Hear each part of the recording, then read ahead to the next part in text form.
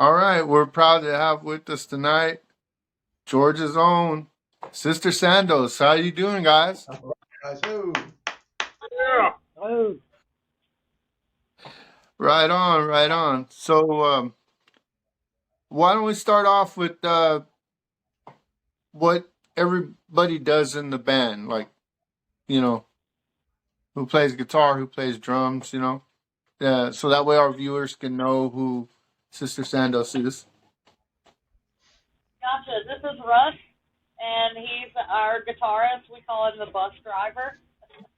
And right behind me is the guy who smells my parts. That is our drummer. That's Grant.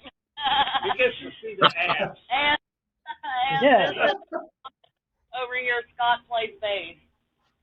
And this here is I'm Becky. Sandoz. My name's Becky Sandoz, and I'm a singer and a poet.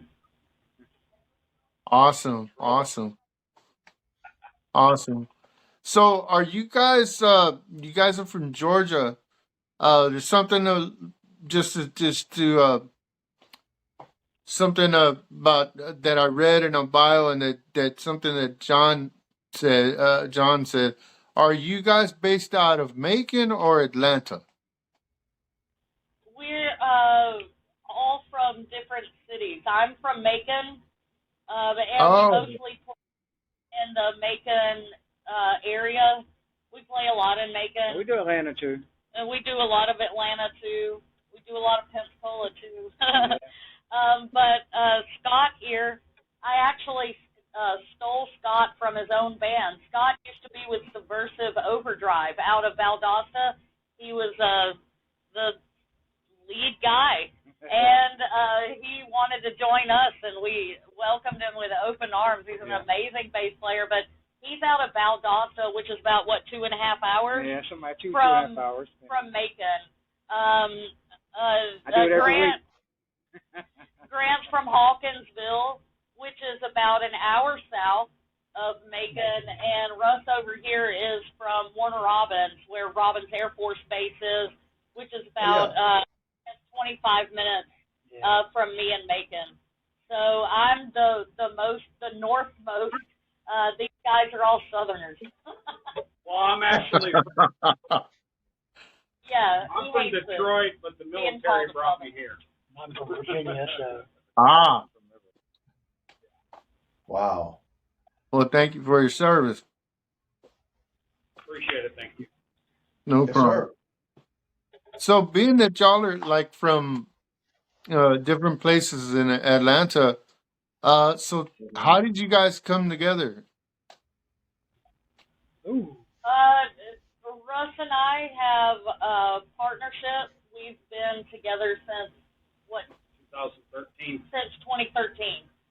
So Russ and I have been playing music since 2013, and we've gone through about 37 rhythm sections. But Sister Sandoz has always been Russ and Sandoz, and we think we found our dream rhythm section now. And so we've just been losing members, trying out new members, seeing what works, seeing what sounds good. We would like to recreate a modern grunge. That's what our goal is, and Yeah. so getting us a punk rock bass player and a blues drummer was the perfect kind of combo to go with, the Led Zeppelin freak and the Nirvana freak over here to make a super, Somehow we all Yeah, work. yeah. Oh yeah, I was about to say. Oh, I'm sorry. Go ahead. Actually put energy and emotion back into music instead of the AI generated world we live in now. Oh yes, definitely, definitely. Yeah, I gotta say that live, you guys put on a really, really good performance. Especially, I mean, the first time I saw you guys, I think it was the Macon Art Center, I believe. And yeah, then we borrowed we borrowed a bunch of your equipment as well. But yeah, when you got up on that box, I was like, "What's going on?" And then you just killed them. So, but you got a really, really good, Hospital too, Yeah, twice. twice, right? Didn't yeah. we play with you too, and Macon Arts I think that's Center. the first time. You get around. Correct. Yeah, Yeah, we do. you were playing with Jason Virus and them, and you actually These are Crimson Carry. you Yeah, played, Crimson Carry. That's yeah. right. you played through my Mesa Boogie rig at Cox Yeah. Capital. Yeah. Yeah, I did. Yeah, and well, yeah, and greatly appreciate you guys letting me steal some of your equipment for sure. But just if you haven't heard these guys or seen them live, you're missing out. I mean, really, really good show, and it's different. It's definitely different. But the performance is fantastic. You guys are really, really talented for sure. So I would definitely encourage anybody if he's can get out and see these guys live or pick up some of their music, I would definitely do so. Yeah, definitely. I was gonna say I am a huge Nirvana fan, and when I saw you guys do the cover of Frances Farmer will have her revenge on Seattle, I was blown away. I was like, finally somebody's doing it right. Yeah, In Utero is close to my heart. I'm gonna tell my age. I was born in '80, so In Utero came out when I was like 14ish, and that was my coming of age in music there. We actually at the Hummingbird in Macon, in downtown Macon on Cherry Street, where everything happens in Macon. We do a Nirvana tribute every year. I believe this year it's going to fall on April the 4th. It's only our second time doing it, but we play. Our first set is kind of a mix of Bleach and Incesticide. Our second set is all Nevermind, and our third set is all In Utero. So we do that to the closest, I believe, Saturday to the death of Kurt Cobain as a tribute. So we've started that thing. So come out to the Hummingbird in Macon this April. Wow. Celebrate Cobain's legacy. We love doing that, and we love playing at Hummingbird. And it kind of inspired me because I actually was reading an article that Kurt did an interview back in the day, and he was basically saying the only type of person that he wanted to sing his songs was a woman. And I just, with her amazing voice, I just thought that would just kind of spark a different type of feel for the music, and appreciation for that music. Yeah, that is awesome. That is so awesome. Yeah, like I said, when I saw that performance, I was blown away. I was like, finally somebody's doing it right, Yeah. Oh yeah, these guys kick some ass. I mean, there's no doubt about it. I got a quick question. What started the whole standing on the box thing? I gotta ask that question. I am 4'11" and Russ is 6'4". 6'4", and so I just, he's a very great guitarist, and he's loud, and he likes his guitar solos, and I felt like he was being very overpowering, so I made him get a guy in, what was it, Greenville, South Carolina, to make me a box to stand on with a strobe light in it. It used to have a fog machine in it, but it broke during a show in Tennessee, and it broke in the on position, and so we fogged the entire huge club out, and we had to so we disabled the fog machine. We never got it back, but I'm just really short. I'm really short, and I wanted something to jump off of. I'm worried she's gonna the damn thing. I've fallen off it before. I can recover. I'm And then smooth. I'm so smooth. I got mixed feelings. I'm either going to be upset or laughing my ass off. Yeah. It kind of Oh my God. Yeah. that way she's falling into drum kits. Oh, that only happened once. Yeah. Oh, well once. And you, I know the first time I saw you, you had a specific mic that you were using, kind of the flat-faced mic. Is that also on purpose? Oh gosh, yeah, I have two mics that I use, and one of them my late father is the one my late father tattooed on me right here. I don't know what it's called, but it's blue. It's a sure Beta 52. Yeah. There you go, tech guy. And then I have another one that's rose gold Telefunken, and I kind of alternate those. I really love them. I can show to you if you want to. We can talk equipment if you want. Sure. Come on. Let's see All it. right. I'll Let's be see back. it. There in a minute. Oh my God! The box. Oh! I'm the drummer. Hey. We don't let him out of the cage. Okay.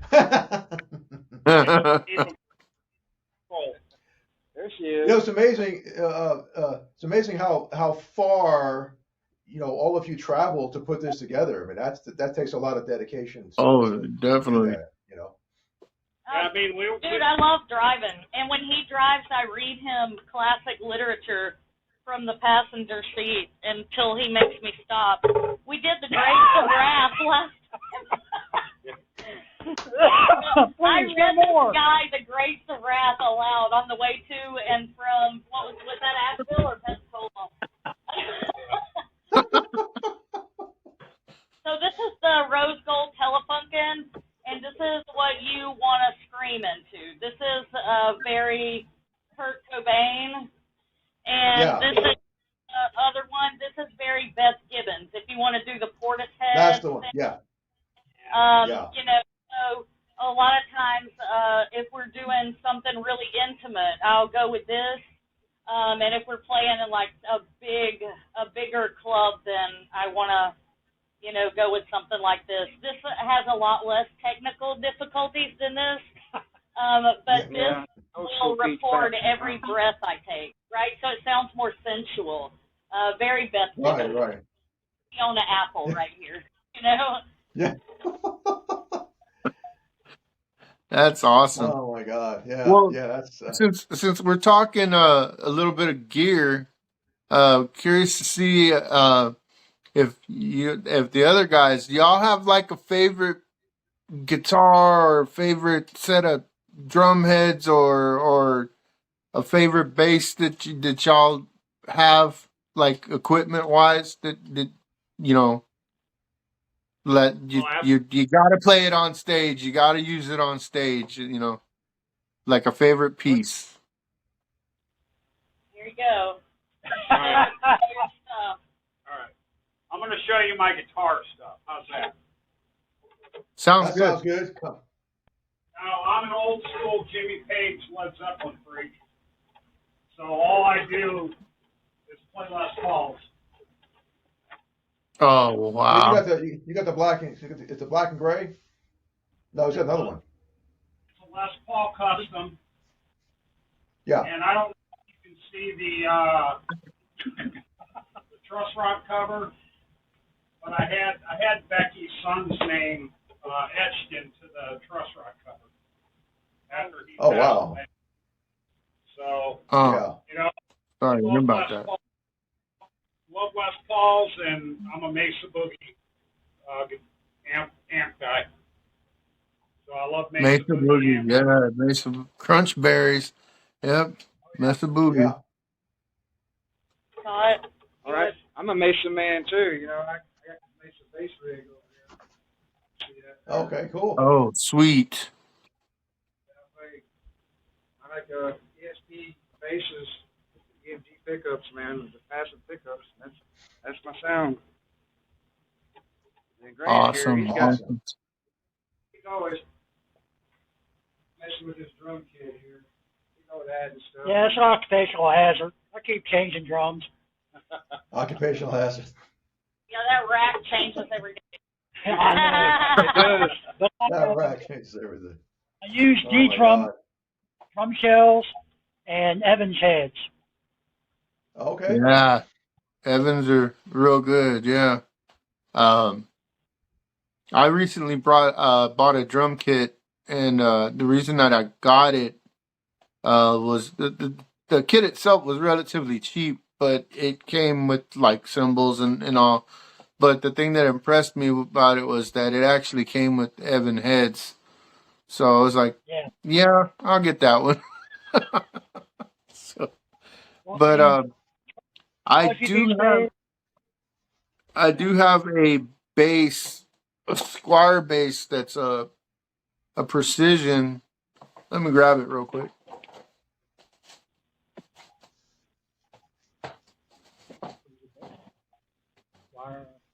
Yeah, he's I a get I get Squires so that way I can take them apart and work on them and change the pickups and like a lot of do a lot of things on it. But this one I got for $219, and I'm really thinking can't catch it in the light. But these knobs are embossed skulls, and the pickups are EMG Geezer Butler passive Okay. pickups. But the reason that I got this particular model is because this neck, it's a precision body, but it's got a jazz neck, and it turns out I can get around easier on a jazz neck than I can the.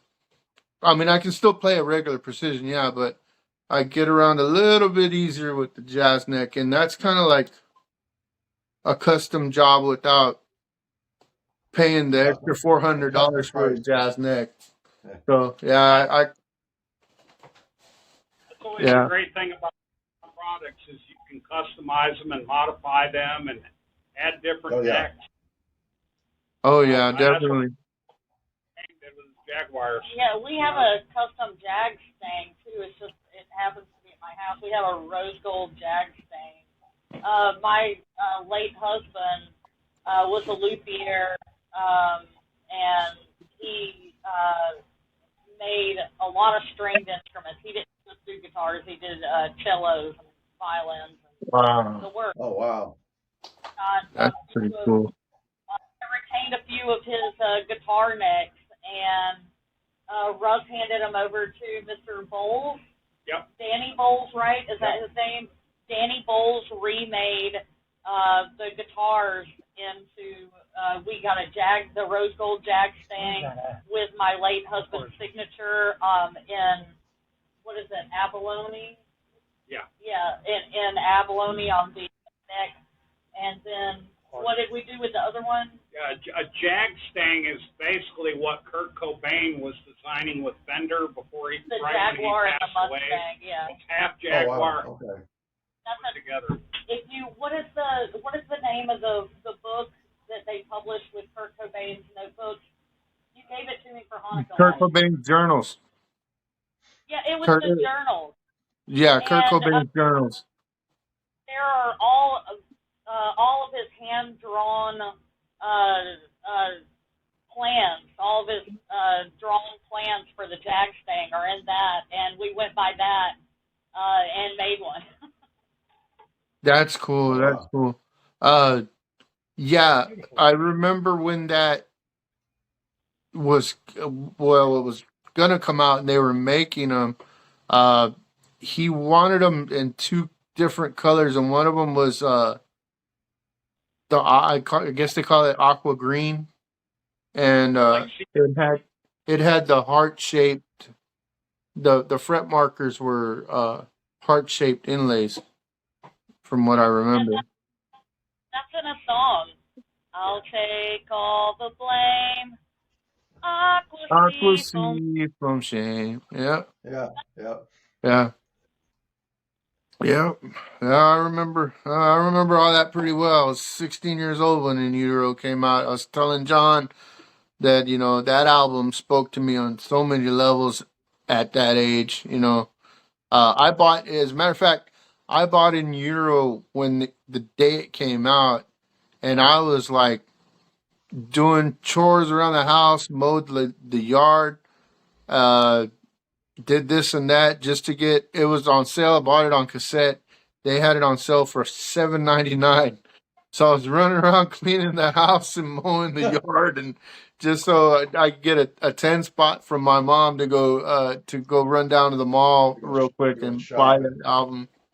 So yeah, That's wild. Right. that's the dishes and the laundry. Yeah, I miss those days. Yeah, yeah, that's back when you actually went and hustled money instead of, whining and crying and I don't have any money. I just cut grass and go get it. Yeah. Yeah. You know what I Yep. mean? So who comes up with like the songs you're gonna do as a collective a thing or We can't hear you. How do we pick songs? Is it collective or How do we pick songs to cover? for covers well or that, just that are originals or covers or do you all just get together collectively and say okay we're gonna do this and this and Russ and I write the originals, and then we, I guess, well, lately, the last two songs we wrote, the band kind of wrote the whole song and then brought it to me for lyrics. But generally, Russ and I have written songs and then taken it to the rhythm section to fill out. But I've, been working a couple of different jobs lately, so they've had a couple of things ready made for me by the time I got around to practice here lately. So that's been really awesome. I think that we've done better that way, actually, without me having so much control in the beginning. right Of course, I code a lot of songs too, but because I want to stay true to that modern grunge sound. I don't want to slip too far into punk rock or too far into, or too far into metal. We're really trying to get away from the whole metal thing, and metal's a very double-edged sword. I can do metal screams, but I don't prefer to do it. I do some tight metal screams on some of my songs, and I really value that sort of vocalization. But I don't want to do that all the time. I was classically trained, and I want to sing. I want to sing different stuff, and also I'm a poet, so I guess like legibility. I can't think of the word. Whatever is really important to me. I want people to hear the lyrics. I want people to understand. yeah right Oh yeah. And because it's poetry, and so it's been really nice to come to something ready made and say, oh yeah, there's poetry in that. Let's find it. Well, there was a podcast down in Pensacola.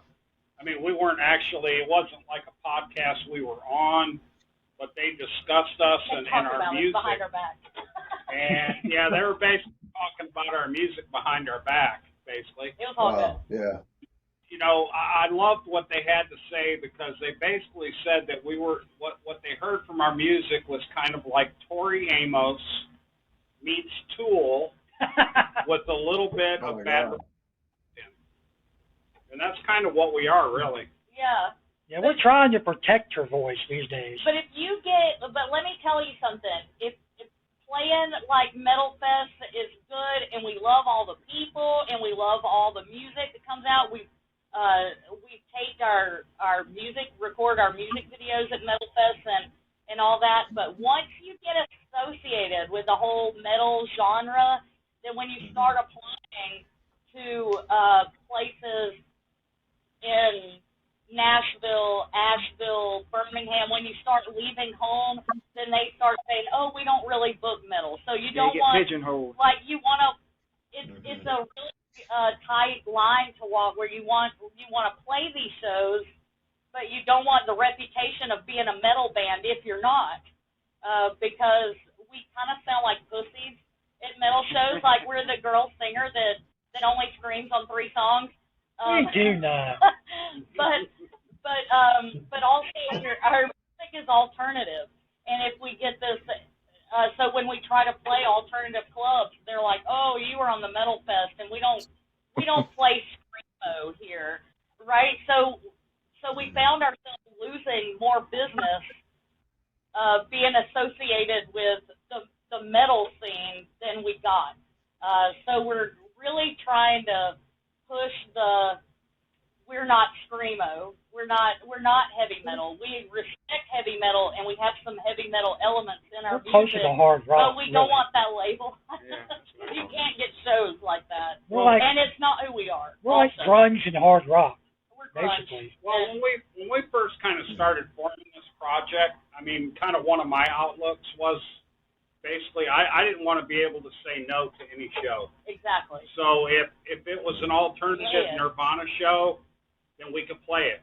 If it was a punk metal rock, show, yeah. we could play it. Play If it. it was a punk rock show, we could play it because we covered all genres. We have elements of all of that. And that's kind of, That helps us make Yeah. really good original music, though, because we're not a cookie cutter. Yeah, we're kind of ourselves. Yeah, we're not Yeah. Candlebox. Yeah. You know, we're not. We don't sound like we're playing a '90s cover show, even when we are. well, that's important when we are playing cover music too. Is we don't try to play it note for note like the original song. We try to Mm-hmm. Sandoz. we try to honor it with our type of sound and our feeling when we do play cover music. I'm a Led Zeppelin freak, but I don't sound anything like Led Zeppelin when I play. Yeah. So, Yeah. So it's like you Prog rock. want to honor it, but you want to put your own stamp on it at the same time to honor it. Pretty much. absolutely. Yeah, that's Right. pretty cool because there's not a lot of people that can really do that and pull it off. I mean, there are people out there that do it, but some people try to play it note for note, and it just sounds like carbon copy. And yeah, with y'all's cover of Francis Farmer, I can tell that y'all are doing it y'all selves with y'all's own spin on it, and that's what blew me away. And that's why I say, somebody's out there doing it right. So it's great. It's great. But like your songs, like I've got a couple of them. I was listening to y'all's music the other day, and I was writing down some songs. It's like, Blaze, Come Follow, Anthem, Runaway, No Shame. They all have their own thing. They don't sound like they run into each other or anything like that. It's like each one of those is their own composition, and that's pretty cool because that's diversity, Right. Yeah, and they sound great, guys. I mean, really, like I started checking y'all out, and yeah, I seen like some the live performances and stuff. I even subscribed to the YouTube channel to be yeah. So no problem. So yeah, I mean, I really enjoy the music, and I guess that's really what it's all about is in lighting that fire and enjoying the music. Because what keeps the fire lit is bodies. It's yeah, it's pretty. I think it's pretty grungy, hard rock and roll. That's it. Well, and with our recordings too, I mean, one thing that I kind of love about it too is that there's not a whole lot of difference between the recording and our live performance. I like it to be like raw and We're natural. very much like Pearl Jam in that way. Yeah. we do the studio version on stage every time. Yeah. I don't want like 50 guitar tracks and all kinds of overdubs and everything else to make it to basically where you can't reproduce that live. Oh yeah, that was something that Russ harped on when we were at Lead Belly. We did our 5-song EP with the Yellow and No Shame Anthem on it. We did that at the same studio that like Mastodon recorded at. It's a professional studio outside of Atlanta, Dawsonville, which is near Dahlonega. This is where the first gold was, if you're into history. And that was something that Russ really harped on, was that we want our 5-song demo or EP or whatever, we want to be able to send that to a radio station and then play it, and then people come to the show, and the songs are still recognizable at the show. He didn't want too many bells and whistles from this, highfalutin studio. He didn't want overproduction in it, and it was something that he really harped on. And we got it. We got it out of there. And then when we recorded our new single, I say new, we did that, 2 years ago? Yeah. When we recorded our latest single, we had Blaze, and then Runaway is the B-side of that single. We did that down in Florida at a home studio, Paradigm Logic Studio, ran by Rob Perez and David Masters. Rob Perez is notably the lead singer and lead guitarist from the Helvetica Effect out of Pensacola. Very, very well known, much more popular than we are. And he actually was a great producer. He put harmonies. He's the one who did the harmonies on Blaze. And we even included him in the music video. We had a local artist, director, direct our music video, Jessica Whitley-Tendorf out of Macon, Georgia. And she and her husband run the Oak Mulgee Arts Guild, also here in Macon. So they were great candidates to do an artsy music video. I hope you guys looked at the video. If you didn't, please look at the video. It's Yes, great. I did see that, and it's beautifully shot. The way that Jessica's a genius. yeah, it's all I can say is I thought it was beautifully shot, and it captured everybody pretty much perfectly. You know, I was blown away. I was like, wow, this is pretty cool. Like. It Oh, yeah. reminded me of something back in the day, like you would see, like almost. It almost kind of reminded me of a little bit of the Lithium video from Nirvana. A little bit. That was a specific request of mine that we wanted some slow-mo, and and Jessica, bless her heart, she's a millennial. She's way younger than us. And so she had never seen the Lithium video. And we showed her, we took her to a bar, and we sat her down with a laptop, and we were like, watch this video. I'm so happy that someone picked up on that. That's something that when I was getting a degree somewhere, that's something a professor told me. And he said that a good poet is a thief. But not a real noticeable one. Like, literature is a conversation. And so you have to show in your poetry that you know the tradition of literature. But you have to modify it in such a way that you make it your own, but it shows that you know the tradition, that you know what you're doing.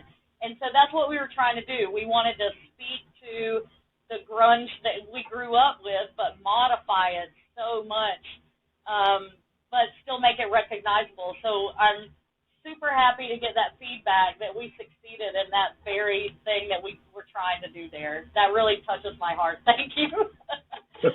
You're welcome. You're welcome. And the Kurt Cobain sunglasses. Oh, God, yeah.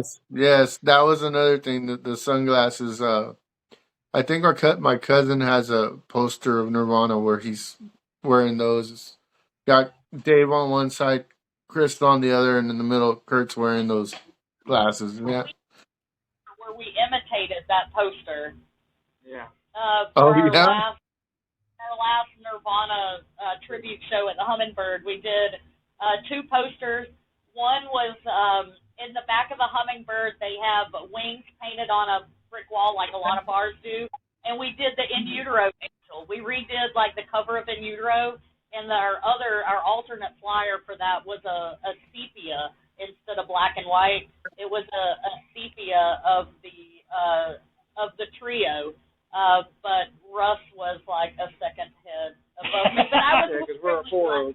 Yeah, so we were double stacked in the middle there, so it looked just like the Bleach poster. That was from Bleach, wasn't it? I believe so. No, I think so. Where we'll see, the poster that came with the inside of the album or the album cover. Oh no, it was an ad. It was an ad. I think. An ad. Okay. Okay. Yeah, because a friend of mine, and he's a super fan of our show. He's always sending me extra stuff that he has. And one of the things that he gifted me with that I was so happy with. I didn't even know it was going to be in there. Um, he just sends me a box of surprises, if you will. And one of the things he sent me was, I believe it's a 2009 reissue of Bleach. Uh, Ragnar, buddy, I'm talking about you. You know I am. But like I said, he's a super fan of the show, and he's a friend of ours, and he's always sending us stuff. But one time he sent me the 2009 reissue of Bleach, and that one came with a poster with when Yeah, Chad Shannon was still in the band. it was some of the promotional they put out at that time. You know, a rapper has brought those cloud glasses back into style, and my late son, told me who it was at one point, but I don't remember who the rapper is now. But a rapper is sporting those glasses now. Brought them back into Oh, wow. style. Yeah. Wow. Well, I mean, eventually everything circles back around into style. You know, style repeats itself. That's Yeah. for sure. Every 20 I was years. going back to the performance and the, I would say the originality and the credibility. Right before I joined this group, I did 2 heavy metal albums at Mudbelly. And both times I was asked, when mixing down the drums, if I wanted to use filters or to calculate quicker and faster beats, stuff that sort of thing, that are more appropriate to metal. And I told him that basically, if I couldn't play it live, then I didn't want it on the recording. It's dishonest, right? Yeah. You know, I mean, to Yeah. me, that's Yeah. it. And apparently, a lot of the times, that's what's happening. You know, they're coming in with not so well, probably now AI, but then basically Right. just recordings of And the programming drum. programmings. Yeah. You know, and drummers, well, especially with drummers, they're bringing in all this high-end, fast stuff, and then the drummers themselves can't actually play it. And I'm Right. like, no, no, no, no. Well, Yeah. think about You I know, had heard. Go ahead. Go ahead. I'm sorry.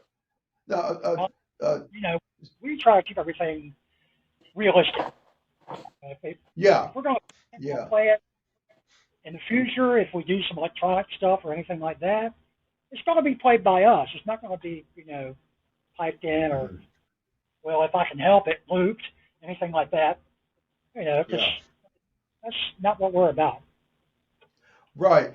Well, you know, we Real rock and roll band, you know. real Yeah. rock. Yeah, exactly. And we posed this question to a few people, and obviously we know the answer. You know, the way you're talking is, you know, what are your feelings about AI? As far as in the music industry, you know, where people are just synthetically making music. I think that AI is going to AI and tech is going to tech, and what we can do about it right now is don't release shit without having it copyrighted. Like Library of Congress, legit copyrighted. Sister Sandoz will not play anything live, will not put anything on the internet until it is copyrighted. Yeah, be careful with BMI that. is your best friend. If you're going to play covers, you need to communicate with the ASCAP too. You need to do your due diligence in the legal field if you're going to put yourself out there, because if AI steals the likeness of my voice, if AI steals anything from me, I don't know who I'm going to sue, but when I find out, it's going to be everybody, right? So the only thing that you can do, it's bigger than us, and in some cases better than us, right? Because it's taken us, it's taken everybody, and making it an amalgamation, right? So AI is not art. it's not art, No. and when you listen soulless too, because there are no mistakes. There's no dissonance. There's no emotion in it. But the only thing that you can do about AI is protect yourself. The only thing you can do is copyright everything. And that's why we release things so slowly. We're not rich. You know, we can't afford to do everything immediately. We don't have a production company backing us. We don't have a sugar daddy, right? So Yeah, the old days are our over. sugar daddy is Russ's retirement, dude. So we so we release things slowly every couple of years because, man, we want the papers on that. I want the circle before it hits the stage, before it hits the internet. If you know if a local band so much as covers us, well, they better be in communication with ASCAP. You know what I mean? Like, you have to protect yourself, or anybody can just take a hold of what you have. And the old days of the music industry are over. That's Yeah. done. I agree. I agree. Yeah. You know, if you go back, you know, years ago, like when I started playing, which was back in the late '70s, early '80s, it was a different scene. It took time to advertise. It took time to get your music together. There was no this instant gratification thing. It's making things a bit sterile, I think. You know, where we wrote our music, if we did a show, we went out and put out physical flyers prior to the show. There was this anticipation thing, and now, and don't get me wrong, you know, all this is good, and using you know, Rumble and different platforms to get your stuff out there, I think is great. But the instant gratification, I think, is taken away something from our art, what we do, what you guys do. Because the younger generation is coming up, and it's like, oh, I can just push a button and be an instant rock star. When you're not, it's not real. It's fake, in my opinion. You know. It really won't get you there. And we're not cutthroat competitors. No. We're known for our festivals. We're known for creating festivals to book our friends on. We're incredibly, I guess, generous with any popularity we may garner. We share it with everyone. Yeah, we're idiots. How many Ogre Fests did we do? Was it 9 or 10? Yeah. We did 10 Ogre Fest. So that was our first annual festival. Was in memory of Eric Johnson. His nickname was Ogre. He's my best friend's older brother.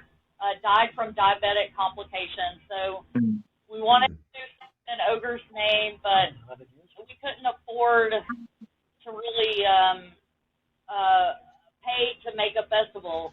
So what we did was we got the bands together. We made a silent auction. We called some out-of-town bands, some friends of ours, you know, to fill it out. And we did an Ogre Fest. And we took that money and we found a single beneficiary. That we didn't put it into some charity organization with overhead. We found somebody who we knew. I think we had a music teacher one year. We had a 17-year-old in Florida. We bought him a car and put insurance on it. And I was one year. I didn't know what the hell y'all were talking about. And Grant was our benefit 1 year before he was our drummer. There's been Grant's been battling diabetes for your whole life too. So we did the diabetes thing. We stopped doing Ogre Fest after 10 years because Ogre's family had either died or moved to New Mexico. So, and because we got another pet project, which was Zanfest. My 17-year-old was murdered by a drunk driver in 2020. Oh, God. And he really wanted to honor Xander. So Zanfest doesn't generate any money, and it's basically his friends. You know, he would be, 23 this year? So it's the music that he loved too. So we mostly book local rappers. We have the rap community come out and participate in FanFest. And so you have these punk rockers and these metalheads and the grunge, the Gen Xers all intermingling with these young, bold rap artists. And we've had some really amazing artists. BLE, Boss Life Entertainment, is one of the rap production companies that lends us artists. Gas Up Huncho, Rico Usagi. They're just really amazing kids. I say kids, they're in their 20s. They're grown ass men. They would hate for me to say that, but they are young people, and we do that on the weekend of Xander's birthday every year. Also at the Hummingbird. Hummingbird is an amazing place to go. So that's in July. That's going to be on the 19th this year. We'll have Sandoz, we get some punk, we get some metal, and then we have our beloved rap artists that always party the night away at the end. They always close out for us. We've even been welcoming like DJs now. No, that's right. We had a DJ Sky, DJ Nico Sky. We had her. We had a lady rapper one year. Sip, that's right. She did she was good. Booty Hall of Fame. I love her. Yeah. We love doing like multi-genre type, events where you have metal, punk, alternative. I mean, we've even had, a couple of sisters that have done like acoustic. Oh my gosh. Music and Mom Brain. Rappers. Yes, Mom Brain is their name. I went to high school with them. Those are the Pardo sisters, and they do all grunge covers from like 91 to 96.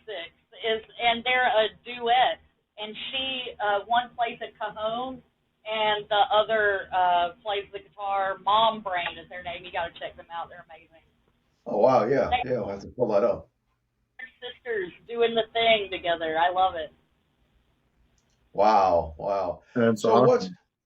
what's next on the horizon for you guys? Are you waiting to put out some stuff? I mean, we know that live shows coming up. Do you have anything in the wings that you're putting out? Stuff. We will be welcoming our friends from Albany in March at the Society Garden. I think that may be a secret, but Fast Food for Mutants is releasing an album sometime in March, and we will be helping them roll out the red carpet for that in March. We'll also be doing an unplugged, all original thing with other featured artists from around Macon and Vice Bar in March. And that's going to be like on a Thursday. That's on the 26th, I believe. And then, of course, in April, we have the Nirvana tribute that first weekend in April at the Hummingbird. We are going to help the Barefoot Tavern open. The date for that is up in the air, too. You know how the beginning of the year is. We have some plans in Pensacola. We have some plans in Birmingham. We have some plans in Asheville and in Panama City. So we'll be kind of darting all around the Southeast this spring and this summer. We have written 2 new songs that are super grunge. And remember I told you we stole Scott from Subversive Overdrive out of Valdosta, Georgia? Well, Scott has gotten comfortable enough playing bass with us that he wants to get back on the mic.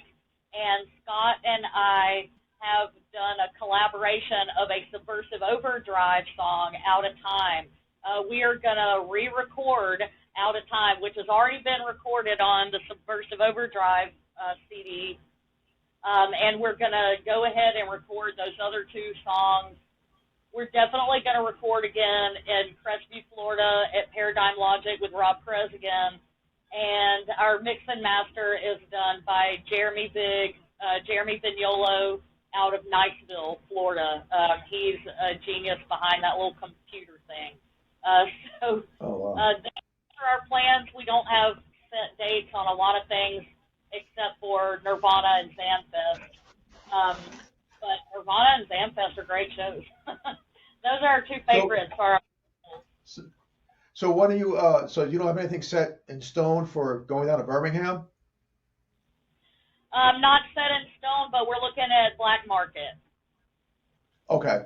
Well, keep us posted because I'm not that far from there. As if you go to Birmingham, I'll come down and see you guys. Yeah. And the Nick Rocks too. Oh, that's right. The Nick. We normally Yeah, the the Nick. Nick.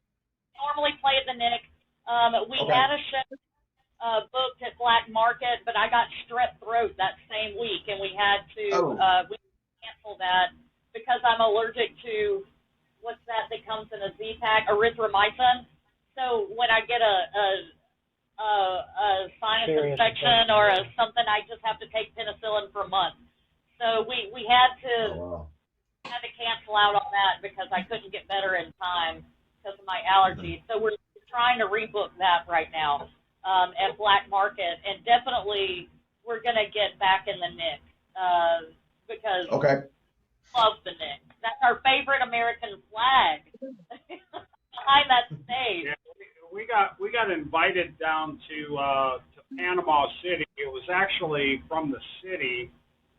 This summer they're going to be doing a music feature on the beach in Panama City. That's the Pensacola. Panama City. Oh, really? We got two of them? Oh, hey, he's been working. So they're going to be every Tuesday. They're going to be doing a live show on the beach in Panama City, and we got invited to play in that. I'm just waiting right now to hear what date we got.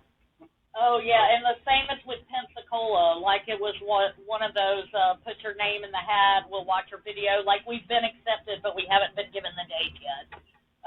So, yeah, we're doing January right now, which is trying to get get people sand to in my hard to reach areas. Well, that's awesome. Yeah. So that leaves me. I'm gonna ask one more question, and then we can wrap it up. So if people want to find out like these amazing dates and where you guys are gonna play, where can they go? Where can they go to find out more about Sister Sandoz? Like what media platforms? I run the Facebook page, which is just Sister Sandoz on Facebook, and Scott here runs the Instagram page. Tell them about that. Yeah, it's at Sister Sandoz. Okay. Yeah. Is there a space or a... Sister_Sandoz. There you go. Yeah, and then all of our music, you can find on all the social media platforms, Spotify and, iTunes and YouTube. And, Follow us on everything. Yeah, it's all over the place. Usually what I do when I want to go see one of our songs online, I just go into Google and hit Sister Sandoz and it just pops up. Yeah, I do the YouTube. Pops right up. That's awesome. That's awesome. Yeah, I subscribe to I think there's 2 on YouTube, I believe. And I subscribe to both of them. I think one is more the music, and I think the other one is the videos.